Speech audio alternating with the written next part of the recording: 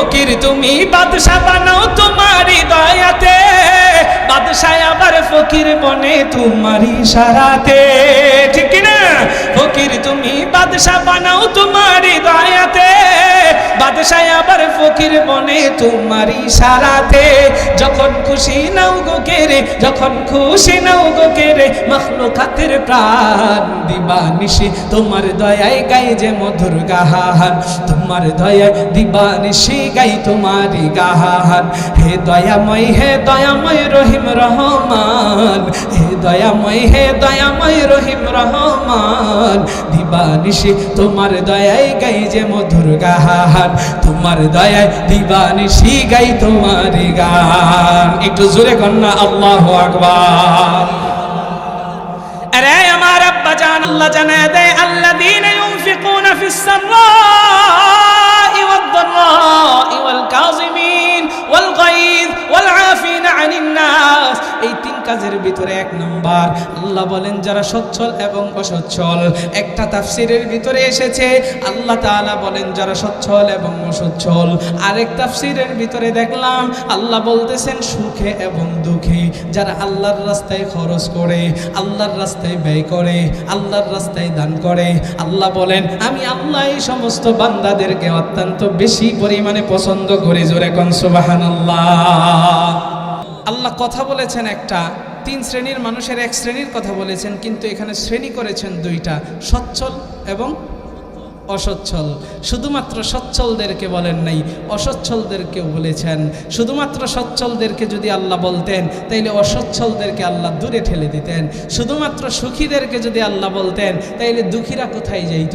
আল্লাহ কয় না, আমি দুঃখীদের আল্লাহ, আমি আবার সুখীদের আল্লাহ, আমি আবার সচ্ছলদের আল্লাহ, আমি আবার অসচ্ছলদের আল্লাহ। সুতরাং যারা সচ্ছল এবং অসচ্ছল যদি তারা সর্ব অবস্থায় আল্লাহর রাস্তায় খরচ করে, আমার রাস্তায় যদি ব্যয় করে, দান করে, তাইলে আমি আল্লাহ এই উভয় শ্রেণীর মানুষকেই পছন্দ করবো। জোরে কোন সুবহানাল্লাহ।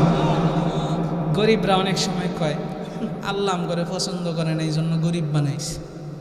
আরে আল্লাহ আপনারা গরিব বানায় পছন্দ করছে, আপনারা পরীক্ষা করতেছে যে দেখি এই গরিবের হালতে আমারে কি ভুইলা গেছে কিনা। হ্যাঁ, আবার ধনীদেরকে আল্লাহ সম্পদ দিয়া পরীক্ষা করে, দেখি এই ধনী লোকটা আমার রাস্তায় ব্যয় কইরা আমার কৃতজ্ঞতা, আমার শুকরিয়া আদায় করে কিনা। আরে আমার আব্বা জান আল্লাহ বলেন যারা সচ্ছল অসচ্ছল, সুখে এবং দুঃখে সর্ব অবস্থায় আল্লাহর রাস্তায় ব্যয় করে, আমার আল্লাহ তাদেরকে পছন্দ করেন। ও দুনিয়ার মানুষ, আর দুইটা কথা রয়েছে, একটু পরে বলি। এই বিষয়টা আগে একটু ব্যাখ্যা কইরা নি। আল্লাহর রাস্তায় যদি খরচ করে, আমার আল্লাহ তাআলা আপনার বিপদটাকেও দূর করবে। বলে কেমন কইরা?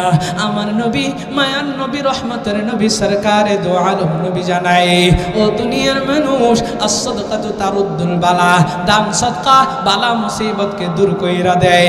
আমাদের কাছে কোনো মানুষ যদি আয়েশা বলে হুজুর আমি খুব বিপদের ভিতরে আছি, একটু বিপদ থেকে কেমনে উদ্ধার হইব বলেন, আমি নিজেই ব্যক্তিগতভাবে হাদিস থেকে আমি সবক দেই, জান নিজের জানের একটু সদকা করেন, নিজের মালের একটু সদকা করেন। যদি আপনি সদকা করেন তাইলে আপনার বিপদ দূর হয়ে যাবে। আমার কথা নয়, আমার মায়ার নবীর কথা। ও দুনিয়ার মানুষ রে, আমরা প্রত্যেকেই তাকদীরের ভালো মন্দের উপরে ঈমান এনেছি, ঈমানে মুফাসসলে পড়েছি আমানতু বিল্লাহি ওয়া মালাইকাতিহি ওয়া কুতুবিহি ওয়া রাসূলিহি ওয়াল ইয়াউমিল আখিরি ওয়াল কদরি খাইরিহি ওয়া শাররিহি মিনাল্লাহি তাআলা ওয়াল বা'সি বাদাল মাউত। এখানে বলেছি ওয়াল কদরি খাইরিহি। ও দুনিয়ার মানুষ রে, আমাদের তাকদীরের ভালো মন্দ যা কিছু আছে আল্লাহর পক্ষ থেকে আছে। আমার আল্লাহ আপনার আমার তাকদীরে লিখে রেখেছেন, বান্দাটা এক সপ্তাহ পরে অথবা এক মাস পরে অথবা 6 মাস পরে সে একটা অ্যাক্সিডেন্ট করবে, তার পাটা ভেঙে যাবে, তার কিডনিটা নষ্ট হয়ে যাবে, তার 10 লাখ টাকা খরচ হয়ে যাবে, তার ক্ষেত যা আছে বাড়িঘর সব বিটামাটি বিক্রি কইরা দিয়ে চিকিৎসা করা লাগবে। ও দুনিয়ার মানুষ, আল্লাহ তাকদীরে লিখে রেখেছেন। আমার মায়ার নবী, দয়ার নবী, রহমতের নবী জানায়,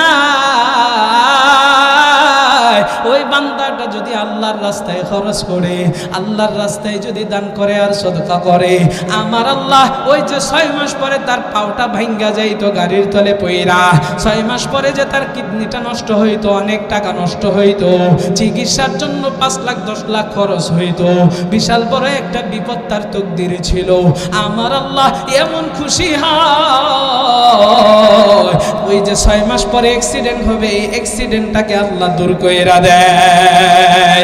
সুবহানাল্লাহ কইতেন না? আর জোরে কম। আরে দুনিয়ার মানুষ রে,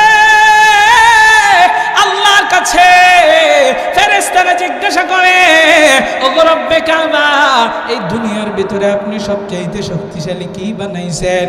আল্লাহ তাআলা জানা দেয় রে ফেরেশতারা পাহাড়কে বানাইছি। বলে এরপরে শক্তিশালী কি বানাইছেন? বলে আমি লোহাকে বানাইছি। কারণ হচ্ছে পাহাড় যত শক্তিশালী হোক, লোহা পাহাড়কে কিন্তু কাইটা ফেলে। আবারও আল্লাহকে প্রশ্ন করেন, ওগো রব, এই লোহা থেকেও শক্তিশালী কি বানাইছেন?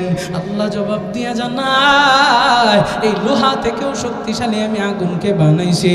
আগুন যত তপ্ত হবে, যত শক্তিশালী লোহাই হোক না কেন, গলাইয়া কিন্তু শেষ করে দেয়। আল্লাহ এবার জিজ্ঞাসা করেন, ও ফেরেশতারা, আরো কি জানতে চাও? আমি এই আগুনের চাইতে কি শক্তিশালী বানাইছি? ফেরেশতারা বলে হা হা। আল্লাহ ডাক দিয়া কয়, আমি এই আগুনের চাইতেও শক্তিশালী বানাইছি পানিকে। কারণ আগুন যত বিশালী হোক, এই পানি কিন্তু আগুনকে নিভায়া দেয়। এবার ফেরেশতারা জিজ্ঞাসা করে, ওগো রব্বে কাবা, আপনি পানির চাইতেও শক্তিশালী কি বানাইছেন? আল্লাহ বলেন, আমি বাতাসকে বানাইছি। মহাসমুদ্রের ভিতরে যখন ঘূর্ণিঝড় শুরু হইয়া যায়, বাতাস যখন শুরু হইয়া যায়, এক পানিকে পৃথিবীর আরেক প্রান্তের ভিতরে নিয়ে যায়। ও দুনিয়ার মানুষ রে, এইভাবে আল্লাহ বলতেছেন, ফেরেশতারা প্রশ্ন করতেছেন। এক পর্যায়ে ফেরেশতারা বলে, আল্লাহ, আপনি সব চাইতে শক্তিশালী কি বানাইছেন? কি বানাইছেন? আল্লাহ বলে, জানতে চাচ্ছে ফেরেশতারা, আমার কাছে শক্তিশালী সব চাইতে কি জিনিস? রে দুনিয়ার মানুষ রে, আল্লাহ তাআলা জানা দেয়, মানুষ কষ্ট করিয়া পরিশ্রম করিয়া, ও দুনিয়ার মানুষ রে, একটু বিবেক দিয়ে শুনবেন আর চিন্তা করবেন।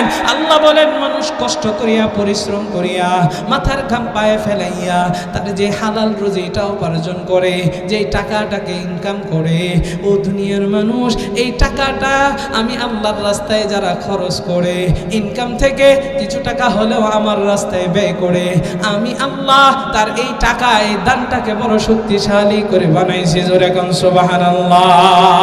ফেরেশতারা কয়, আল্লাহ, কেমনে কেমনে কেমনে বুঝি না, আমার আল্লাহ জানা দেয়, এটা কেমনে শক্তিশালী জানোস নি? আমি আমার বান্দার জন্য যে জান্নাত বানাইছি, এই জান্নাতের চাইতে দামি তো আর কিছু নাই। ও দুনিয়ার মানুষ, আল্লাহ জানা দেয়, ওই অল্প টাকা দিয়া আমি আল্লাহর রাস্তায় খরচ করার কারণে আমি আল্লাহ তাআলার কাছ থেকে সে দামি জান্নাতটা কিনা নিয়া নাই। জোরে কোন সুবহানাল্লাহ।